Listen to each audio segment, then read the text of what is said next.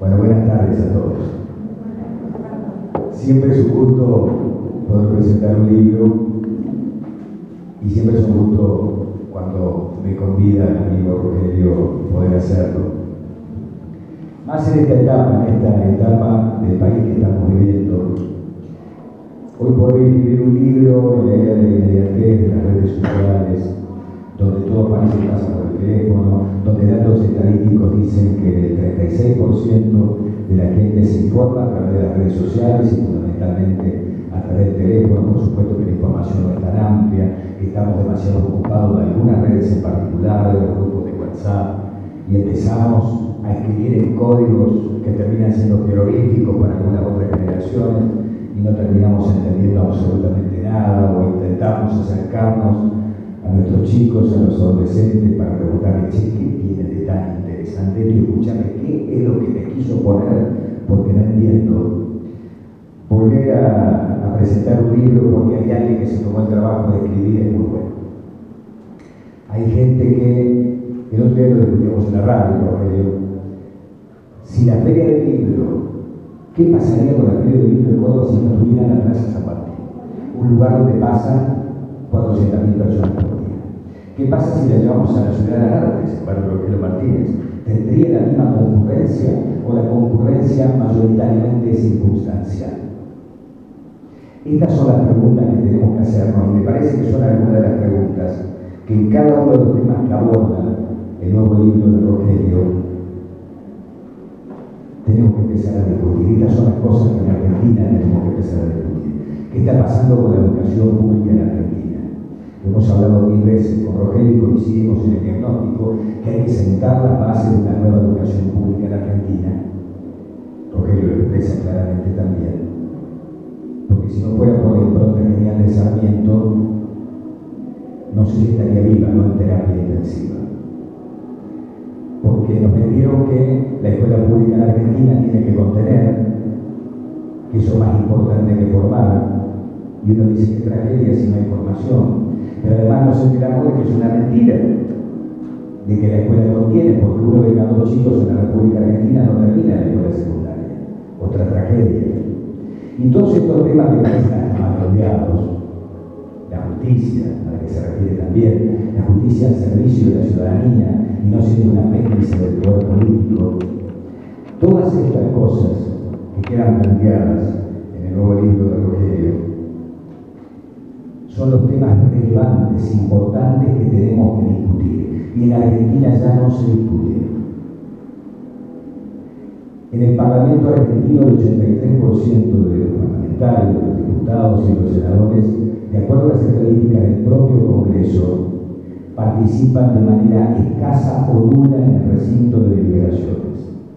Y uno se pregunta, ¿qué queda entonces para aquellos grandes parlamentarios argentinos de todos los colores políticos, desde Lisandro de la Torre, pasando por Juan P. Justo, Alfredo Palacio o Ricardo Balbín, para citar solamente algunos de ellos, que honraban con el conocimiento y con su capacidad oratoria y su espíritu republicano de discutir para realmente mejorar los problemas importantes del país?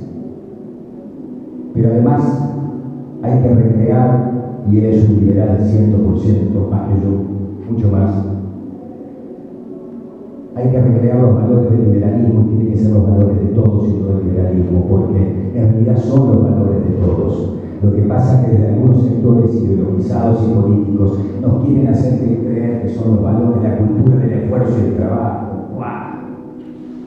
El mérito, ¿qué es esto? Llenar de estrés a los chicos en la escuela. Que cada uno llegue a donde pueda, a lo que quiera y a lo que pueda. Tenemos que recrear los valores de los grandes hombres argentinos. El servicio público, el bien común, el sentido común, el menos común de los sentidos. Todos estos temas están reflejados en el libro de Rogelio. Yo, para cerrar, simplemente quiero citar, me parece que las 2 intervenciones en el comienzo del libro, tanto la de Laje como la de Rosendo Fraga, que es otro hombre que yo consulto mucho también continuamente y con mucha generosidad. Rogelio siempre dice, gracias por comunicarte conmigo. Cuando en realidad nosotros tenemos que estar agradecidos por su aporte desinteresado. que seguramente de esta manera lo he hecho también en el libro de Rogelio. Y resume estos aspectos de los cuales yo estoy haciendo mención en 10 ítems. Que quienes sean cabeza de familia asuman el rol de los padres que les toca. Hoy parece que tenemos miedo a nuestros hijos, ¿no? El padre es padre, redefinición de roles. El padre es padre, el hijo es hijo, el tío es tío, el abuelo es el abuelo. Y en el colegio la directora, la docente, la madre, todos formamos parte de la comunidad educativa, pero cada uno tiene un rol. En Argentina perdimos el rumbo de los roles, y coincido con el autor. Recuperar la escuela es fundamental, está en terapia intensiva. Una escuela moderna, que forme, contenga, en quinto y sexto grado, vaya con orientación, indicándole a los chicos cuáles son los aspectos donde más se destaca el mérito, y empezar a formar fuertemente en la escuela secundaria para que cada vez sean más chicos argentinos los que lleguen a nivel superior educativo, a la universidad, porque si no de nada sirve tener educación libre y gratuita, universidad libre y gratuita si los chicos no llegan a la universidad. Recuperar la armonía en la convivencia ciudadana. Hoy esto es tremendo, ¿no? A los 3 días de ser candidato a diputado nacional casi me bajo porque la forma en que me puteaban hablando con mi productor era tremenda, el nivel de beligerancia, la violencia con que destratamos rápido y gratuitamente a la gente, empezar a hablar, a comprendernos, todo se judicializa. Compramos una casa, me entero de que hay 10 centímetros del muro que está corrido, pero yo la compré así, entonces viene el vecino y me dice, y terminamos en tribunales porque somos incapaces de ver cuál es la verdad, lineamientos generales, a ver cuál es el aspecto. No nos ponemos de acuerdo, busquemos un mediador que medie. Esta es la línea, listo. Porque toda la justicia no podemos dialogar, no podemos comprendernos. Recuperar la armonía en la convivencia ciudadana, terminar con las prácticas corporativas a la orden del día. Tanto discurso de tanto político dando a las corporaciones, y yo creo que estamos en el peor momento. Lograr una mejor distribución demográfica y económica del país. Desde el siglo XIX los grandes autores y profes argentinos ya hablaban de esto, y es otro tema que no hemos sabido resolver. Tenemos un país absolutamente unitario, sigue siendo unitario y no hacemos nada para que deje de hacerlo. Consensuar y definir políticas de Estado que se proyecten en el tiempo, políticas de Estado. ¿Cuántas veces escuchamos decir hay que hacer una especie de pacto de la Moncloa en Argentina y ponernos de acuerdo en 10 temas centrales para somos incapaces los argentinos de hacerlo? Empecemos a articular y a recrear desde abajo la posibilidad de que aprendamos a escucharnos y del debate de ideas van a salir las grandes soluciones. Construir un Estado más dedicado a sus propias obligaciones, que se inmiscuya menos en la vida de los gobernados. Acá parece que el Estado se ocupa de todo lo que no se tiene que ocupar y no se ocupa de los temas de los que realmente se tienen que ocupar. Rescatar las instituciones. Hay desprecio por muchas de las instituciones de la República, un desinterés muy grande. Consolidar la división de poderes, tan sencillo como aquello que nos enseñaban en la escuela y que parece que los muchachos que tienen la posibilidad de representarnos hacen caso omiso. Y la justicia, por último, que es otro de los pilares. La justicia debe velar por los derechos de los ciudadanos y no hacer un apéndice del poder político. Para eso, evidentemente, hay que cambiar la forma de elección y de remoción de los jueces para que no terminen siendo siempre un ariete o un apéndice del poder político. En estos 10 puntos, José Oscar me parece que puede resumir perfectamente el libro de Rogelio, que es muy interesante, es la visión lúcida de un gran tipo, de un buen ciudadano, de un gran profesional, cirujano, formador de cirujanos, especialista en cirugía plástica, que seguramente muchos de ustedes conocen, un hombre que hoy forma y está preocupado por la realidad del país y de su aldea, porque es mentira que nos va bien cuando no le va bien a nuestra aldea, a nuestros afectos, a nuestra cuadra, a nuestro barrio, a nuestro pueblo.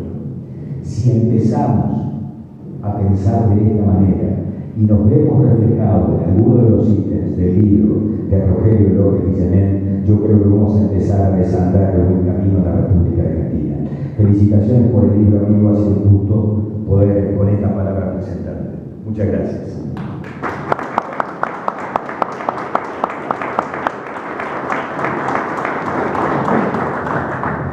Bueno, primero agradecer la presencia de ustedes, un domingo lluvioso, 4 de la tarde.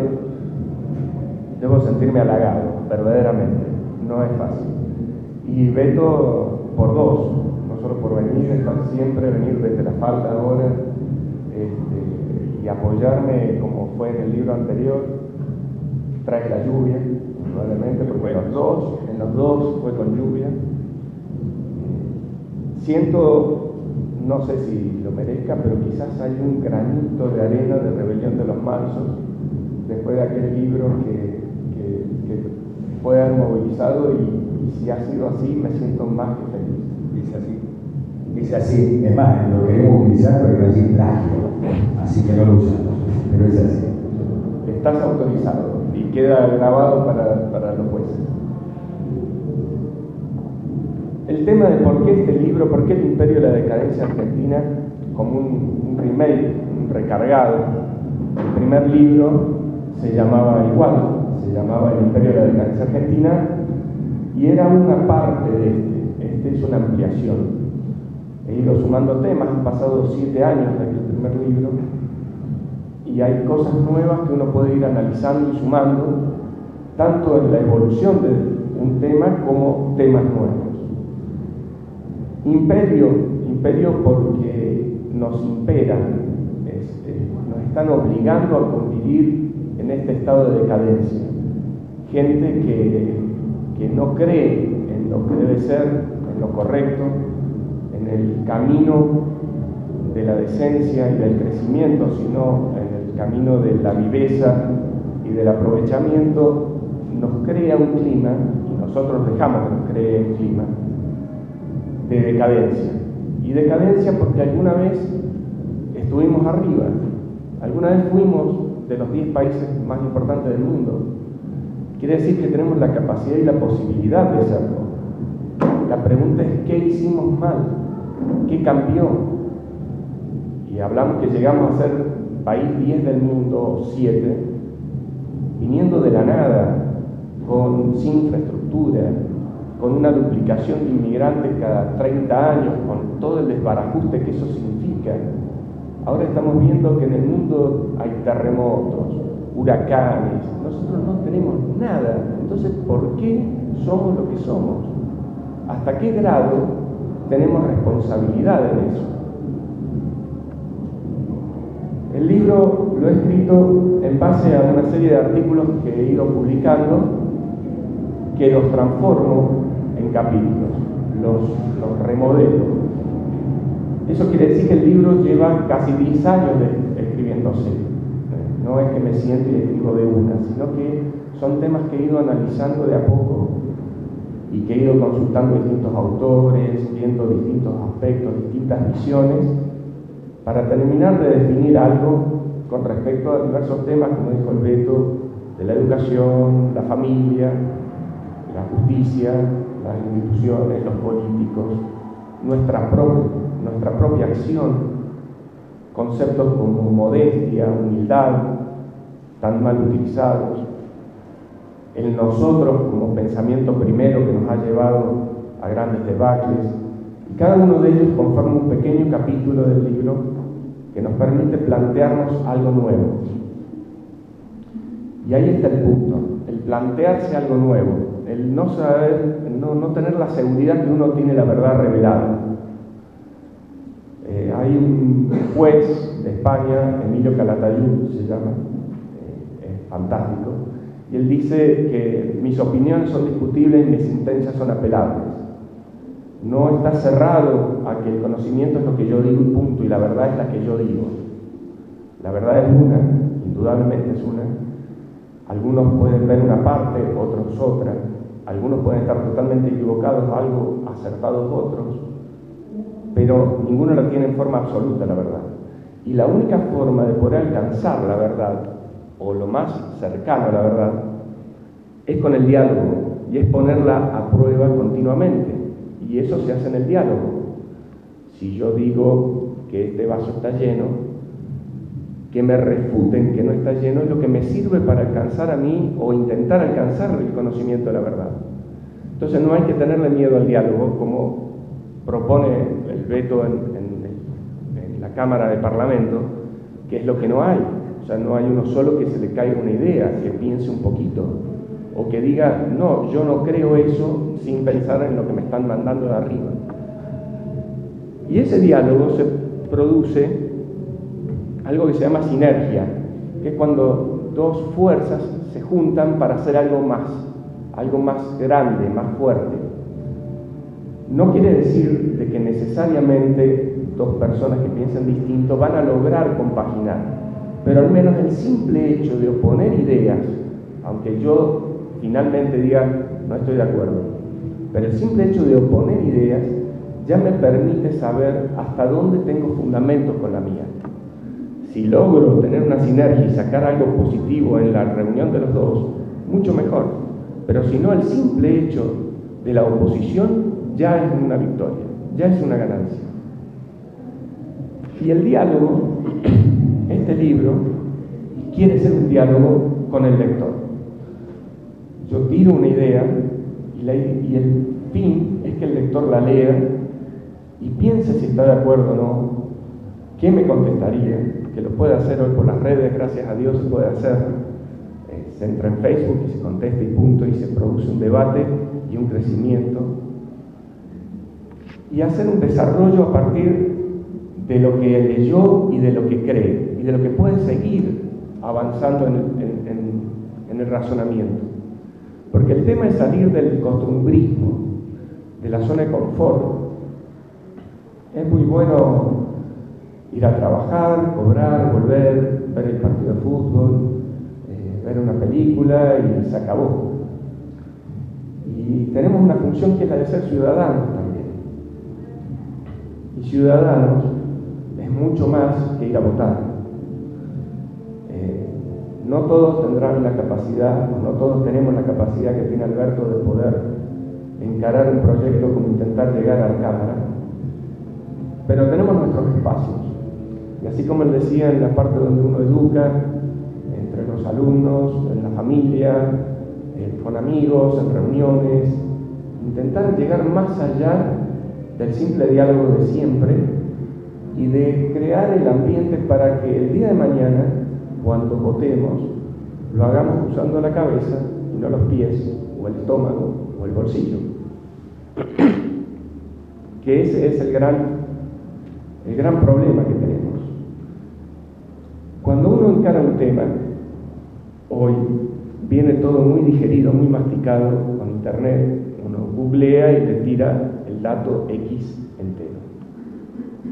Y ahí está el problema, porque también los políticos muchas veces nos tiran el dato masticado, nos tiran el concepto ya digerido y nosotros lo repetimos, o la gente lo repite sin pensar verdaderamente si es cierto. Yo siempre digo que hay una gran pregunta para cuando uno hace una discusión con alguien, es preguntarle por qué. Cuando dice por qué sí, porque la oligarquía, porque los medios, ¿y por qué decís eso? En general, al segundo por qué ya no saben qué contestar. ¿Por qué? Porque el libreto y la idea está muy enfrascada, muy armadito el paquete y repartido y se acabó. Entonces tenemos que empezar a recuperar la capacidad de ser autogestión de nuestras ideas. Hoy, como nunca, tenemos esa posibilidad. No sé, yo les nombro, cito a Popper, acá en el libro. Cualquiera agarra hoy, prende el celular, Google, Popper, y se puede poner a leer un libro de Popper.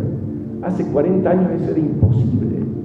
Tenía que irse a una biblioteca, ser socio de la biblioteca, sacar el libro, leerlo rápido porque había que devolverlo. Hoy las posibilidades son inmensas. Y con respecto a la educación que hablaba el Beto, indudablemente la educación va a sufrir un cambio que nosotros ni siquiera lo estamos alcanzando a ver. Isaac Asimov, no sé si lo ubican, es un autor de ciencia ficción, pero también escribió análisis de la Biblia, libros de historia. Tiene escrito como 500 libros. Una cosa inimaginable que una persona pueda escribir 500 libros. Y él decía que la única educación es la autoeducación, la autogestada. Y lo dijo hace 40 años, sin internet. Hoy le está dando la razón. Hoy creo que la reevaluación de cómo tenemos que encarar la formación de toda la gente es monstruosa, es muy grande.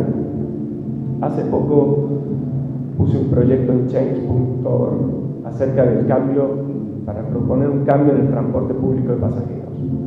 Y le decía, quizás ese es el futuro también, la posibilidad de que la gente pueda llevar sus ideas casi en una democracia directa, sin serlo, pero casi en una democracia directa, y quitarle la potestad del jefe al que está en el gobierno y que decida por nosotros. O sea, que nosotros podamos elevar distintas formas de ver los problemas y distintas soluciones posibles. Tenemos que recuperar también el sentido de muchas palabras que se han perdido o que han sido a propósito deformadas o cambiadas.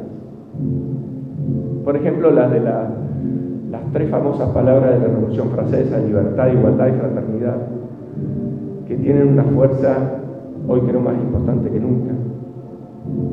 Y que hoy la libertad no se la toma como la posibilidad de lo que uno puede hacer dentro de las reglas y dentro de lo que corresponde y de lo que naturalmente se puede, sino que la libertad es hacer cualquiera, sin límites.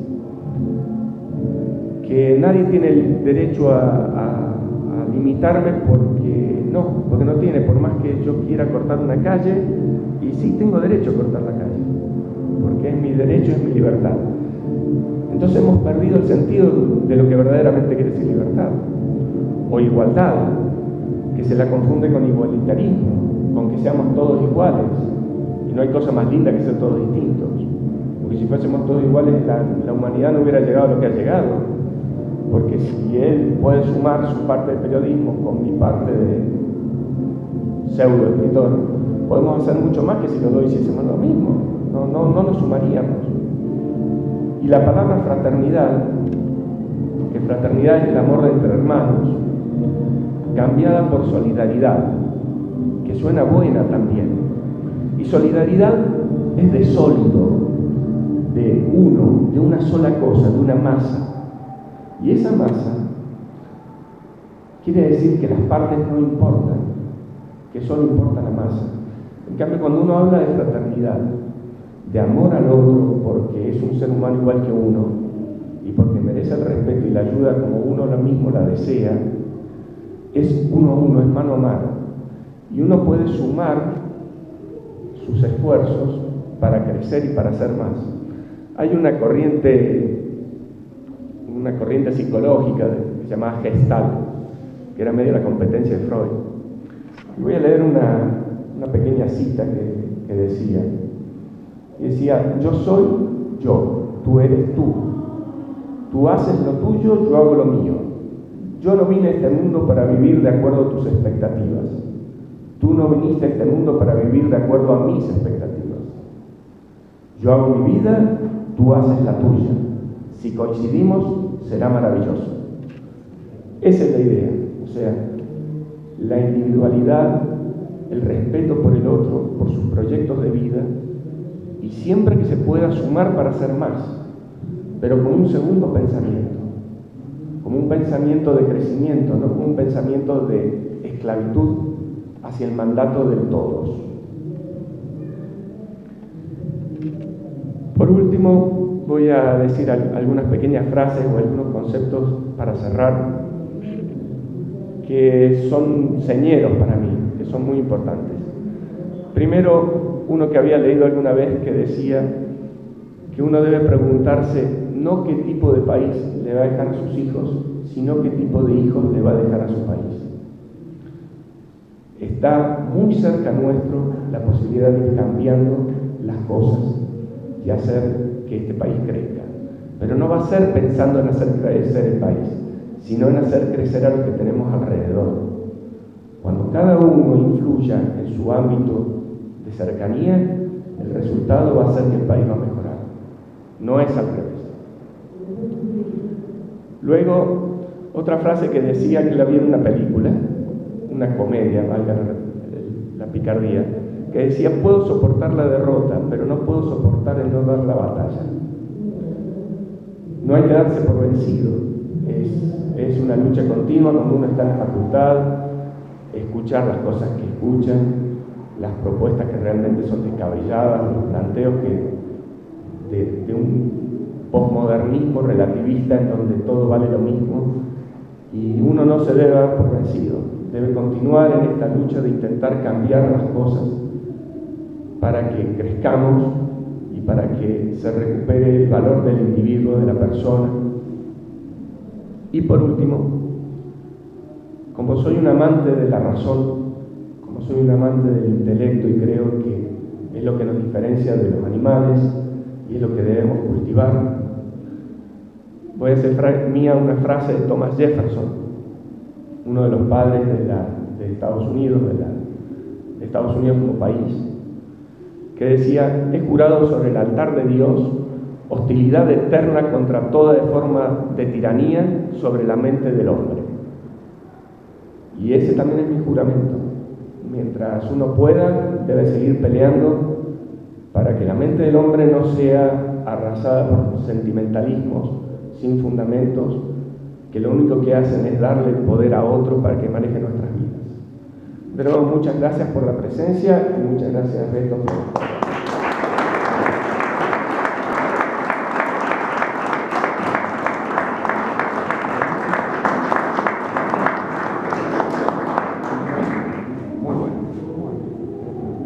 Bueno, a ver si alguien quiere hacer una pregunta al doctor.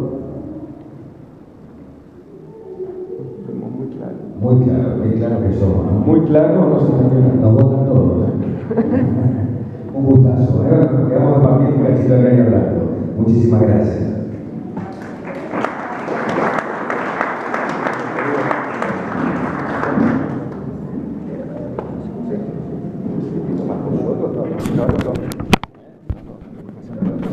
Va a ser pesado.